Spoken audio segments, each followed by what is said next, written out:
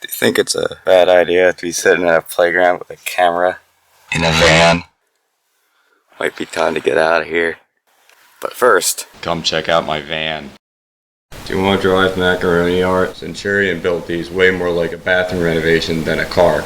Didn't make enough of these to leverage traditional manufacturing techniques. Not unlike the pair of sunglasses I found inside it, the van truck is a polarizing spectacle. Delivery couriers will caress its haunches in admiration. Some people hate it, to the point where they yell obscenities out the window and honk as they drive by. And you get to do van truck things, and they don't.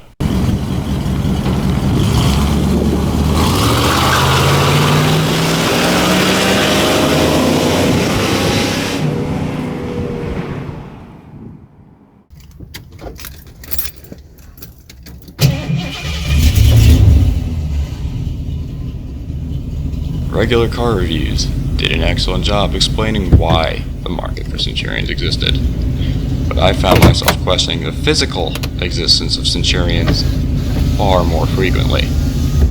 By the way, this is the blue one in the RCR video.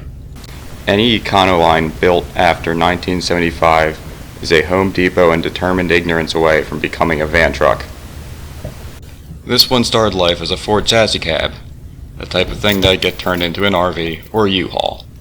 All the bodywork behind the front seats is a Centurion special.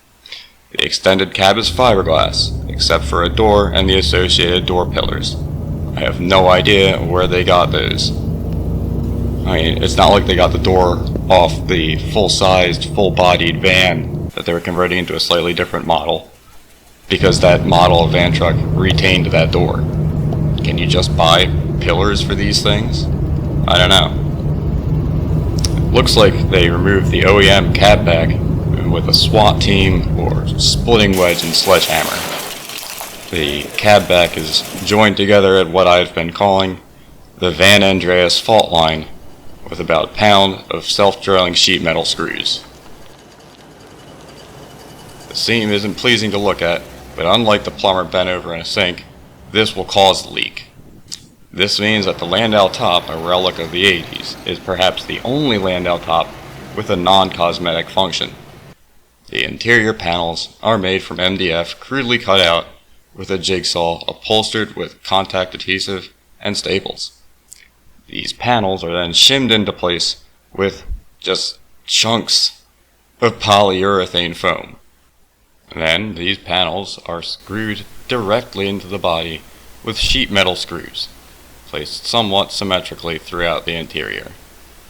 The screws are then hidden under chrome-plated plastic, hide the evidence screw covers. Oh yeah, forgot to mention, there's fiberglass insulation basically from a house, just contact adhesive to pretty much every non-window surface. This made working on the wiring harness a real joy, which fortunately isn't really harnessed together. It's just floating in space and more or less goes the way the crow flies, from the power source to the fuse box to the switch to the end application and finally to ground, so it's not too difficult to trace. The floor in the cab extension is a sandwich of fiberglass, chipboard, and more fiberglass, topped with a carpet and underlayment that was absolutely going to be part of someone's home improvement project. Around the door pillars there are pieces of plywood that serve as anchoring points for those special carpet staples that hold the carpet together.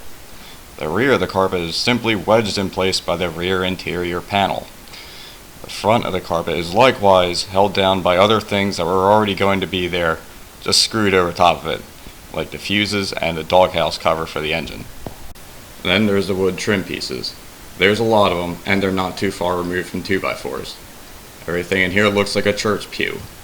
On the outside, the Centurionisms continue. The grab handles, which I have not reattached but will be included, look like ADA Act surplus more than anything else. They're stainless steel, and if you haven't already guessed, they are secured by even bigger sheet metal screws, directly into the body. It's really a shame they didn't have a better handle on galvanic corrosion.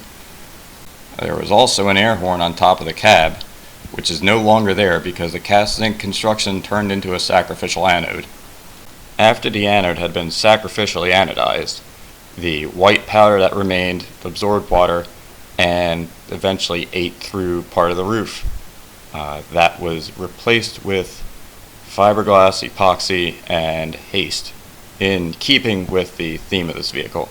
It's underneath the Landau top, doesn't matter anyway, who cares. Despite being reupholstered and refinished in the spirit of the original, this is not a concourse quality car. For that matter, I don't even know if it ever was a concourse quality car. The panel gaps are pretty big in some areas, not to mention that the restoration isn't entirely done. Notably, it needs the air conditioning to be retrofitted with an R134 unit. The seats are not reupholstered. The carpet's original.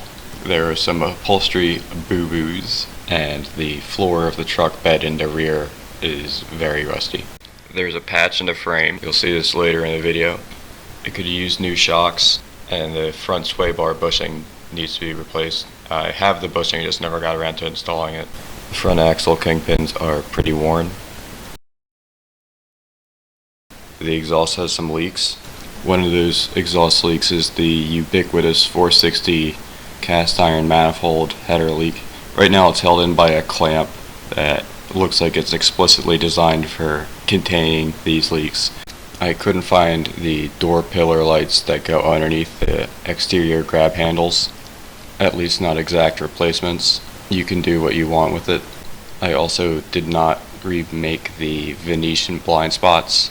I have the fabric for it, along with some extra scrap fabric from the reupholstering. I also have a industrial sewing machine that I can include with it if you would like. I bought that for sewing the Landau top that no one else wanted to do. There's still an air horn. It's located where the auxiliary battery would have gone. There's a button for it in the cab. Also, the regular horn still works. I don't think the cruise control works, and I'm not sure about the CB radio either. I'm not sure how accurate the fuel gauge is. The aluminum running boards have corroded through where they attach to the supports. I'll include them just for use as templates to make new ones. The passenger side rear door window glass has some weld spatter on it. I can include another piece of glass from a different window, but I'm not sure if it's exactly the same side. The rear view mirrors should really have riv nuts installed. Right now it's just held on by standard nuts, but these seem to have a habit of backing off, and it's a real pain to get them back in place. The paint isn't flawless either. See the pictures. Bam.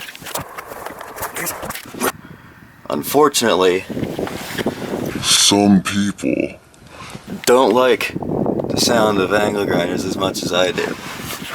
So while I was able to replace the subframe channels on the front portion that hold up the cab, I was unable to do so for the rear. I'd really love to replace this myself because it's super straightforward. Pretty much 90-degree cuts in steel. So like you can tell that Centurion just threw these things together as fast as they could, and there's no efforts given to corrosion protection. As you can see, they just shipped it with bare steel. So over time, the rust has found its way to the bed.